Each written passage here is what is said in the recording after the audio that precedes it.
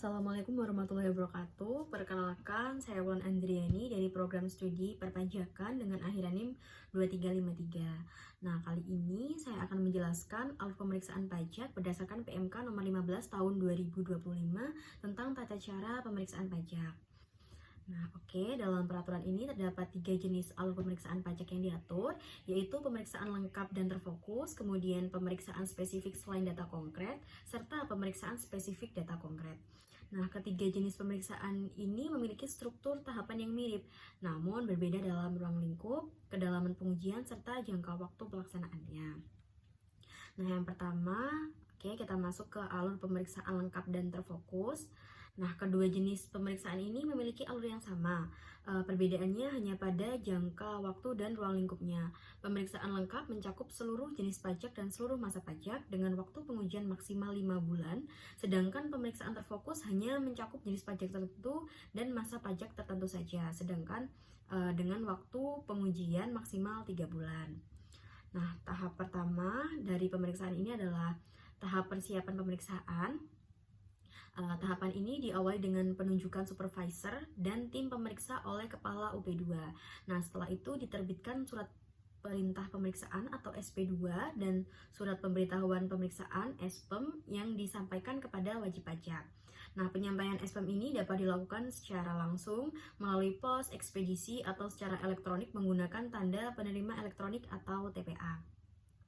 Nah, setelah surat disampaikan, tim pemeriksa melakukan profiling wajib pajak dan menyusun audit plan atau audit program yang diinput ke sistem Cortex DJP oleh supervisor. Nah, di tahap ini, pemeriksa juga melakukan koordinasi dengan account representatif, mengumpulkan data internal dan eksternal, serta dapat melakukan permintaan dokumen atau data elektronik dari wajib pajak maupun pihak ketiga. Nah, selanjutnya dilakukan pertemuan dengan wajib pajak secara luring maupun daring untuk menjelaskan ruang lingkup dan maksud pemeriksaan. Nah, setiap pertemuan dengan wajib pajak ini wajib dituangkan dalam berita acara pertemuan atau BAPK. Nah, khusus untuk pemeriksaan terfokus dibuat pula Term of Reference atau TOR sebagai acuan pelaksanaan pemeriksaan. Nah, tahap berikutnya adalah pengujian pemeriksaan.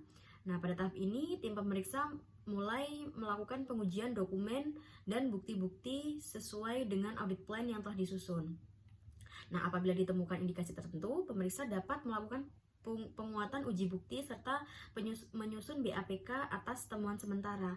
Nah, pembahasan temuan sementara ini harus dilakukan paling lambat 1 bulan sebelum pengujian berakhir. Nah, jika dalam pelaksanaannya ditemukan hal baru, maka audit plan dapat diperbarui dengan persetujuan Kepala Kantor Pemeriksaan atau KKP.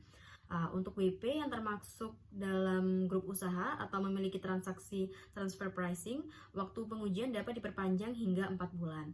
Semua kegiatan pemeriksaan harus dicatat dalam kertas kerja pemeriksaan atau KKP, dan setiap pertemuan dengan wajib pajak wajib dibuatkan BAPK. Nah, setelah pengujian selesai, pemeriksaan memasuki tahap pembahasan dan pelaporan pemeriksaan. Nah, di tahap ini pemeriksa menyampaikan surat pemberitahuan hasil pemeriksaan atau SPHP kepada WP. Nah, WP ini diberi waktu maksimal 5 hari kerja untuk memberikan tanggapan atas SPHP tersebut. Nah, setelah tahapan tanggapan diterima, dilakukan pembahasan akhir hasil pemeriksaan atau PAHP paling lambat 3 hari kerja setelah tanggapan diterima atau setelah batas waktu tanggapan berakhir. Nah, hasil pembahasan akhir ini dituangkan dalam berita acara PAHP, kemudian pemeriksa menyusun nota dinas atau ND untuk meminta persetujuan Kepala UP2. Nah, setelah disetujui, disusunlah laporan hasil pemeriksaan atau LHP yang kemudian dilakukan Quality Assurance atau QA oleh QA. Nah, setelah seluruh proses pembahasan dan pelaporan ini dilakukan, dan juga harus diselesaikan paling lambat dalam waktu 30 hari kerja. Nah, setelah semua tahapan selesai, dokumen wajib pajak ini dikembalikan kepada wajib pajak.